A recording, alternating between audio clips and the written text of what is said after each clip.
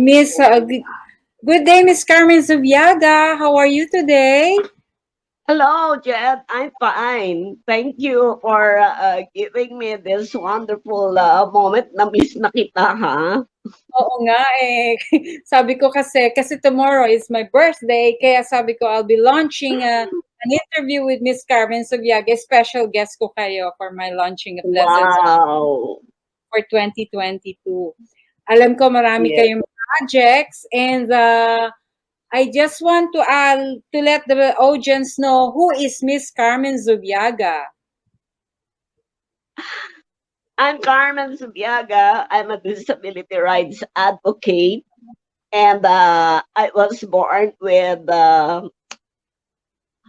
I was born just like any other children, but I got sick.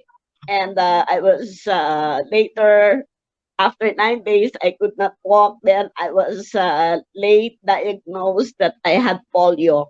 Polio. So I'm a polio survivor, and that made me unable to walk for the rest of my life. And my life experiences as a person with disability and all the challenges and barriers that I had experienced made me made me a committed advocate to change the lives of persons with disabilities and promise that they should not experience all the hardships that I had. I Yes. want a better life for all persons with disabilities. Nako, I'm sure po maraming makaka-relate sa sinasabi nyo because many persons with disabilities, they are very much, how do you say that? They don't have any, not attention, but concern, the community concern, parang na-disregard dahil nga po sa isang community, pagka may disabled, parang, ay, hindi normal, kumbaga, hindi, naiitsipwera. So, sa inyo po, marami talaga nakaka-relate at dito sa Pilipinas, meron po tayong 1.4 million persons with disability according to the 2010 statistics, na po. So Yes, but no, we have to add no that the latest disability prevalence survey conducted in 2016, and the result was published in 2018. There is about 12% of the total population are persons living with various disabilities yes, and in the Philippines. yes, and to educate the people, there are different types of disabilities, di po ba, Miss? Correct, Ah? right. And can you mention that the different types of disabilities, Ms. Subiaga? Yes, we have people who have physical disabilities like me, and other disabilities that cannot be hidden. They can be seen, but majority or many disabilities are not seen. They are invisible. Yes, Like like people with psychosocial disabilities, those who have intellectual disabilities and learning disabilities, and yeah, and other disabilities that no that we never thought would have exist that's true. to any person. That's true because not because you are born normal, the babies who are born normal, when they after a few days they might be inflicted with different sickness, just like what happened to you. So, Yeah, kailangan po talaga na pag lumabas ng bata, bantayan natin, maging confident ay normal naman yan, di po ba? Minsan nga po, malaki na sila, saka pa lang sila nagkakaroon ng sakit, at saka yung mga physical disabilities that were caused by accidents. right, Kailangan, right. Kaya nga no, hindi tayo dapat mag-kampante, no? Because, disability comes at any point in your life. That's true. And especially when you get older, Ay, totoo of po yan. course, yung disability nandiyan na yan ano. Yun nga, as you age, you will experience some limitations in your life. That's true. Yeah, so there are what you call the people with limited mobility.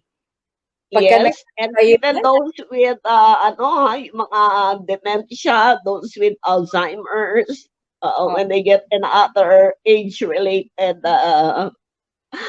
disabilities, kaya we should no, as we were while we were younger, dapat let us make this let us make our community uh friendly to persons with this. as I know, dun po sa mga achievements nyo, ang dami yung roles na pinutray in your life aside from being a daughter, a mother. Paki-enumerate nyo nga po yung mga roles na ginawa nyo sa buhay nyo at your age now, ha? Hindi ko na sasabihin kung ano yung age kasi you have really done a very, very wonderful career. Right, no. When I graduated from the university, I worked with Tahanang Walang Hagdanan or a House with No Steps.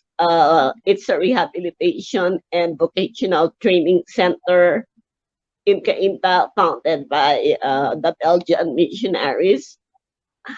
And I worked there as a public relations and fundraising officer. So I raise funds for the programs and services for persons with physical disabilities, especially for their education and for them to get good wheelchairs so that they can move easily, for their livelihood projects, and especially in establishing Tahanang Walang Hagdanan as a business center that gives employment to several persons with disabilities and their family members.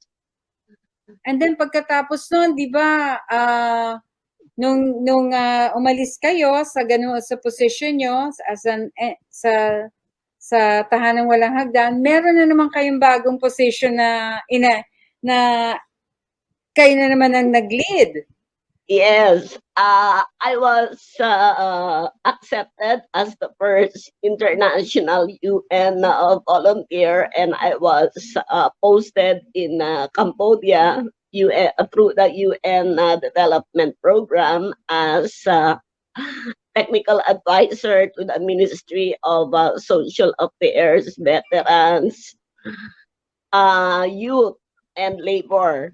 And I also manage the National Center for Disabled Person, wherein we develop programs for landmine victims, especially on economic, on how they can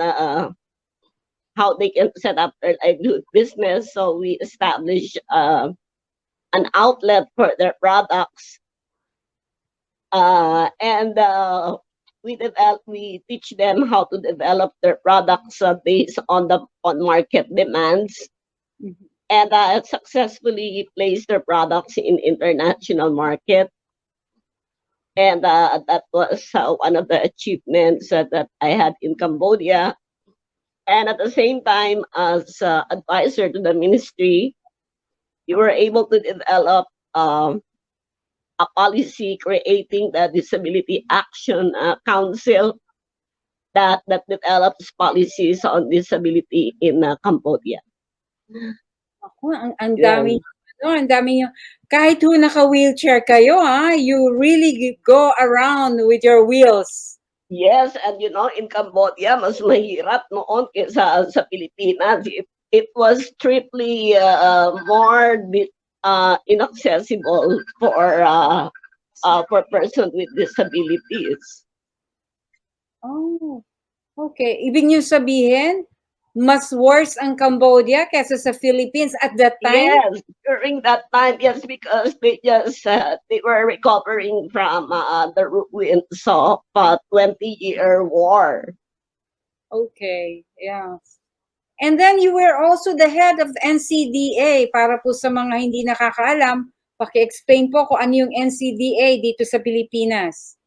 Yes, after then when I came back after my contract in Cambodia, I worked with the local government as public information officer, and after 8 years, I was appointed by the president to lead the National Council on Disability Affairs, and Under that yeah under that was under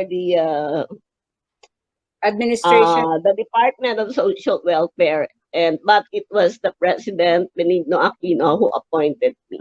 occupy different roles, different positions. What is the most frustrating and challenging and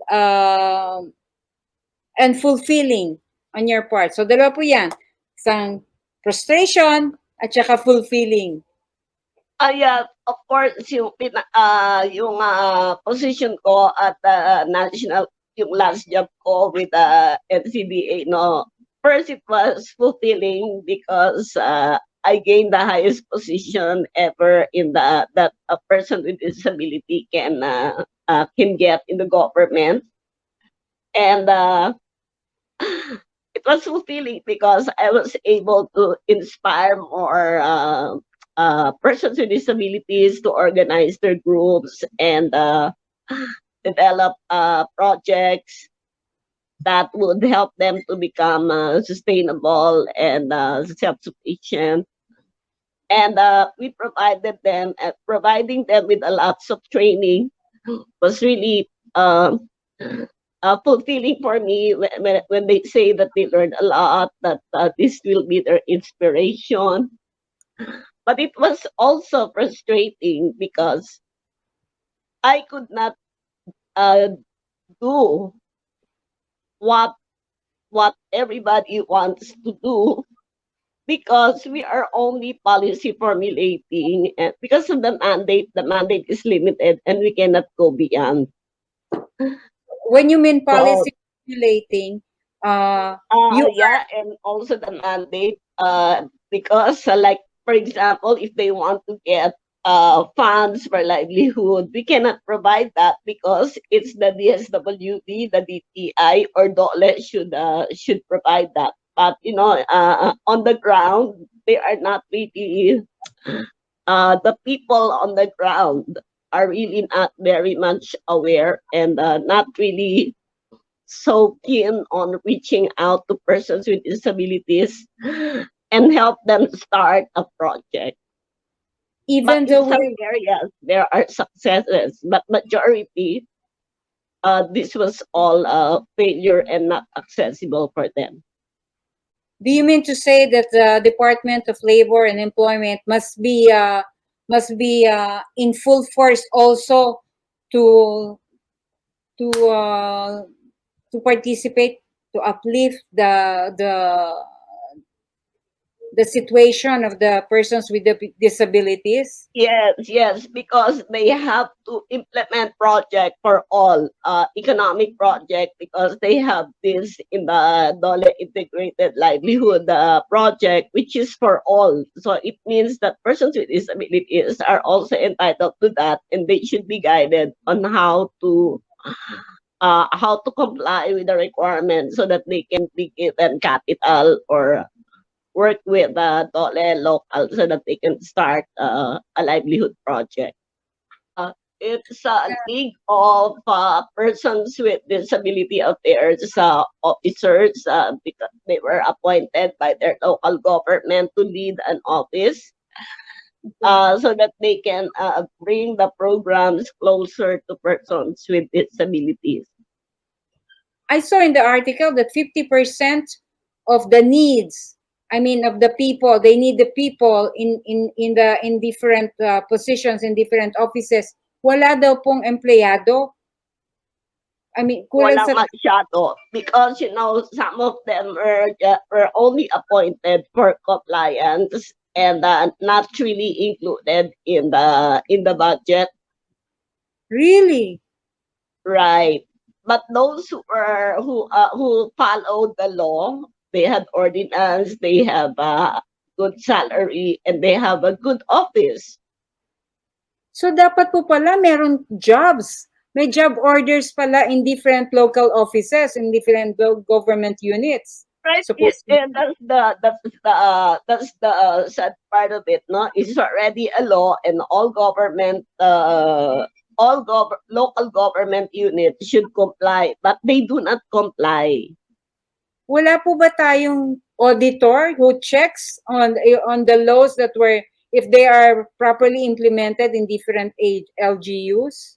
Well, it should be the ILG, or the Department of Interior and Local Government, who should police all these LGUs who are not compliant. Okay.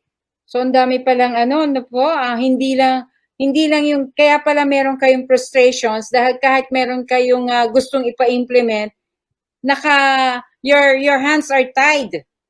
Hindi niyo Right, po correct. pwedeng ipagawa ng hindi aprubahan ng ibang departamento. Right, What right. Okay. So as a leader, what do you look forward in the future? Well, in the future, we hope that we can amend all these laws, especially the penalty clause, that we really have to punish all lawbreakers of disability law, like those local government who are not establishing PIDAW. They should be penalized. Last last uh, last message from you, madam. Okay, I know it's hard. It's really very challenging journey for me to run for Senate and one of the highest position in the land. But I believe that this is the peak of my advocacy on the rights of persons with disability, is to influence the policy making bodies, and be heard, that the voices of persons with disability should be heard. Of course, Kailangan natin ang inclusive Senate, that's true. wherein voices of the marginalized should be heard, and support the policy recommendations from the lower house, screen them, and see if they are inclusive, because most of the laws that has been passed for persons with disabilities are not really inclusive, and most of them are focused on charity, and they're implementing and most of their provisions are not really clear, because they really don't know. They really don't know much about disability and what really are the needs of persons with disabilities in this country. I think like what you have said, siguro kaya hindi rin po nila naintindihan kung ano ang needs, hindi sila nasa ganung sitwasyon, at hindi rin po sila nakakapag-abroad, unlike you. With your wheels, you go everywhere. With your wheelchair, you But go everywhere. You can yeah, you you're see. right. You're right. Kasi it's an But eye-opener when you travel. yes, yes. But you don't need to be a person with disability. You just have to be. You just have to have empathy. If you're a government official and you were voted, you need to sympathize or have empathy among your constituents. You have to be in their shoes so That's that true. you would know really what to do. Senators are proposing for pension. Yes. 500 pesos. Mabubuhay ba ang person with disability sa 500 pesos? Ano yon? Is that a charity contribution? We don't need charity. What we need really is something that they can live decently. Give them livelihood. That's true. Give them very important. The Yes, activities, and give them assistive devices so they can move and increase their functionalities. And don't give them if they need wheelchair, don't give them hospital wheelchairs because they could not go anywhere with that kind of wheelchair. Nakikita mo diyan, no, yung ibang klase ang wheelchair. parang yung mga nasa mall, di po ba? Yes, Ganun oo. na, uupuan lang o sa mga airport. But it's not the kind of wheelchair na dapat ibigay. Kasi nga, Right. kailangan may functionality para sa inclusion for work and accessibility to different areas. Meron pang isa, Correct. because my advocate is to have a wheelchair-friendly Philippines, no? Na Tama. many establishments also na ang mga pinto hindi magkasya ang wheelchair. Correct. So, marami kayong magiging trabaho, Ms. Zubiaga. Good luck to your senatorial bid. Sana lahat po tayo suportahan natin para naman magkaroon ng boses ang mga PWD. Nandiyan po si Mama Carmen Zubiaga, who's been a very, very good leader to all the fields na hinandle niya. She's not only a leader, she's a mother also. Ilan nga po ang anak niyo? 4. I have 4 children. And they're all successfully Yes. finished and They are now working. 2 are working abroad. The other, the youngest is about to finish his course. so you are really an inspiration to somebody who was inflicted with polio, and then you struggled to study, and Yes. mahirap yung yung you travel, the transportation system sa atin for a person with disability, mahirap. So I'm sure Correct. nung nag-aaral kayo, talagang laban kung laban. Laban talaga, laban sa araw at ulan. Baka meron pang mangbubuli sa inyo, for sure. Right. Oo, hindi kayo sasakay. Basta't ang sasabihin nyo na lang, basta gagawin ko dahil kailangan kong makatapos. Yun lang. So, Correct. na maging inspirasyon natin ang si Ms. Zubiaga, tulungan natin ang ating sarili kasi hindi naman tayo makakarating sa pupuntahan natin kung hindi tayo maglalakad sa sarili natin on our own risk, on our own self-sufficiency, sabihin na natin na kailangan sariling sikap. Yan po ang Right. Okay. natin gagawin para sa Thank you very much, Jen.